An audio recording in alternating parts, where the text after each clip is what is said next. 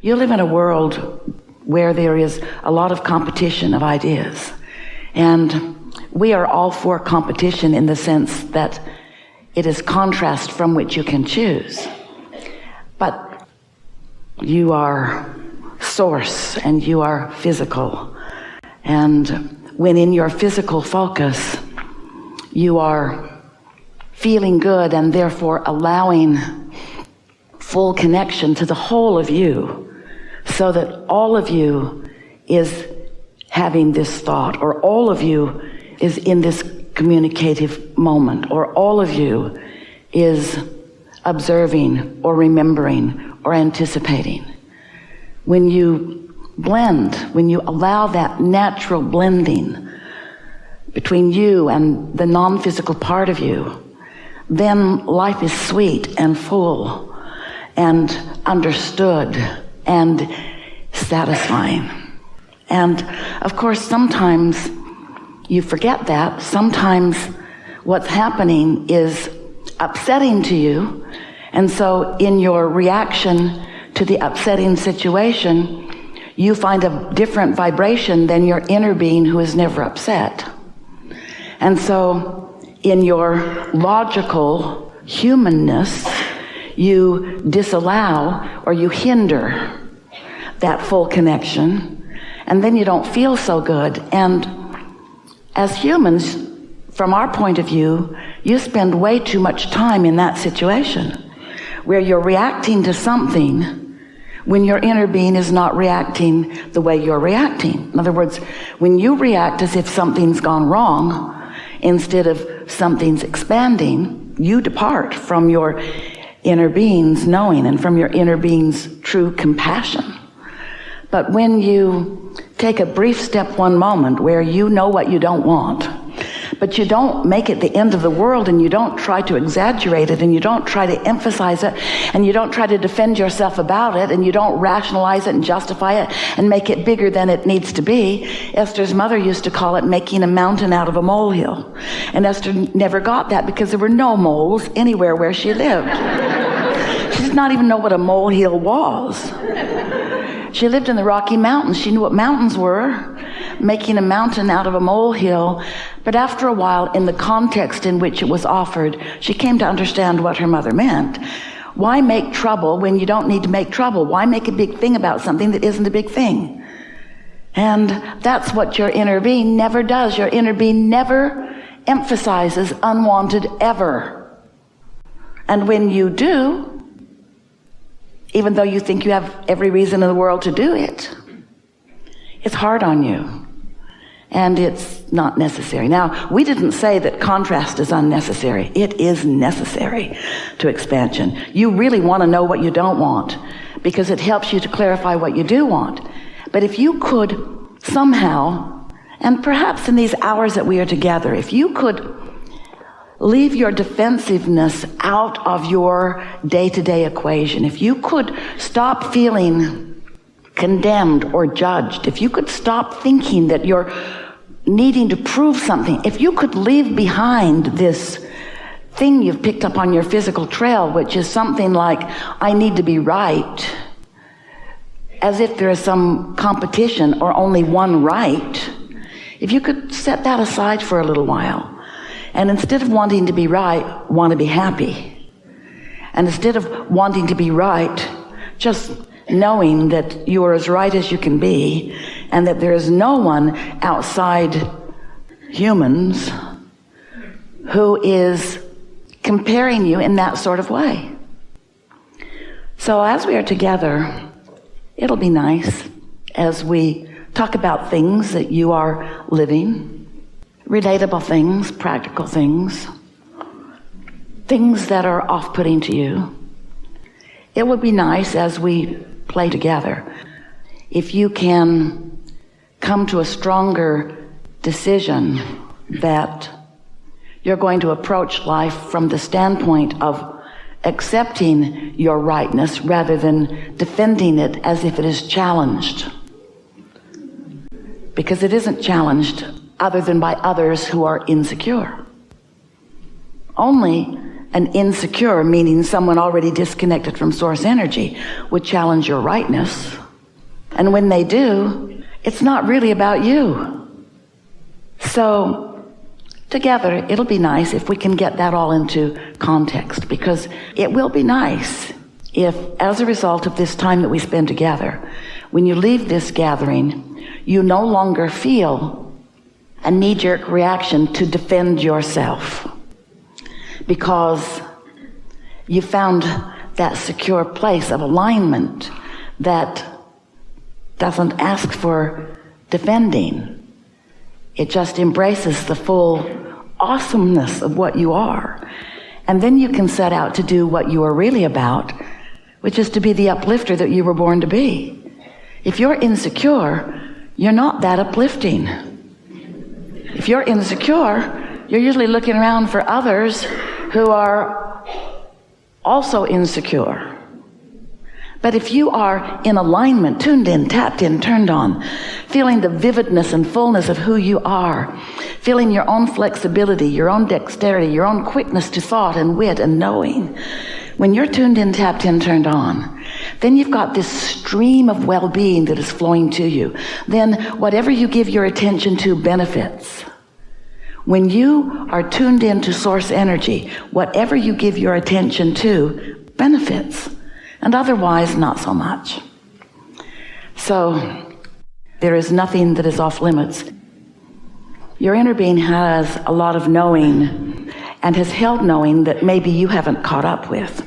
But even more important than that, as you've lived life, you have asked for more than you currently are letting yourself acknowledge. And every time you ask for more, your inner being knows that too. Because you are a vibrational being. Esther's mother is on her mind today. She thought about her when she was waking up. And another thing that her mother used to say on a really regular basis is, listen to what I mean, not what I say. Because she would get her words tangled up and her daughters would laugh at her, knowing that she didn't really mean to say that. And she would say, you know what I mean. Listen to what I mean, not to what I say. And her mother was wiser than Esther knew at the time, because that's what we mean also. The universe is listening to what you mean, not to what you say. So life causes you to ask for things that you may not be speaking out loud. Or life causes you to desire things that your beliefs may be in contradiction of. But your inner being knows what you mean and becomes what you mean, becomes what you vibrationally mean. And so that's what we mean by that, is that there is a vibrational reality that is known by your inner being and eventually will be known by you if you will care about being happy and follow the happy thoughts. Following happy thoughts will lead you to what your inner being already knows about what you want. That's what we meant by that. Right. Your inner being understands where you are in relationship to where you'd like to be and knows what your path of least resistance is. We are eager to have this conversation with you. We want to add just a little prelude to that by introducing to this conversation the notion, the idea of the blending of where you have come from to where you are to where you are going. Because what you've introduced with human understandings is that when you're born into an environment, that environment already is acknowledging life from a certain lens. In other words, you're born into a set of beliefs. And when you're born into a set of beliefs, your observation of those people who are believing those things, because of law of attraction, because people get what they believe. So when they believe it, they attract it. And when they attract it, they demonstrate it. And when you observe this demonstration of their beliefs, those beliefs become your beliefs when they didn't have to. So that's why it's sort of slow going for so many humans. Slow going to go from what is to what you prefer. Because a belief is just a thought that you continue to think. But you're introducing here, what about beliefs that I'm continuing to think that I don't even know that I'm continuing to think? What about these unconscious beliefs? What about these things that I just picked up that I just accept as that's the way that it is? And what we would like to say right here at the beginning of this important conversation is that anything that you, never mind where you've come from while it's all good and we're glad you came from it. Never mind where you came from and never mind what they believed or what they handed off to you in terms of beliefs. Never mind that for just a moment. Instead, see yourself as standing where you are on your way to the even more that you've become, so that rather than considering these beliefs that brought you here, if your emphasis could be upon where you're going from here, these beliefs would have less holding you back effect from your evolution that you want. Does that make sense to you? It's a looking forward sort of thing that we'll talk a lot about while we are together. So when you're standing where you are and reaching for something more, that's when your emotions really kick in. And your emotions are the visceral, your feeling indicators of the vibrational variance in you, kind of resistance indicators. So if you have a belief, doesn't matter how long you've had it or if you just hatched it, because it's easy to come to flawed, erroneous conclusions all day long. You don't need your mother to do that. So as you come to a belief about something, something's active in you that you're thinking about, and your inner being knows that it isn't what you mean. It isn't what you mean, it isn't where you're going, it's not who you really are, and it doesn't serve you. Then your emotional indicator is going to be one of negative emotion. And if it is in harmony with who you really are and where you're going, it's going to be one of positive emotion. So if you're feeling emotion about it, it's not buried deep. It's not subconscious or unconscious. If you're feeling emotion about it, it matters. And we're going to add another powerful statement. Ready?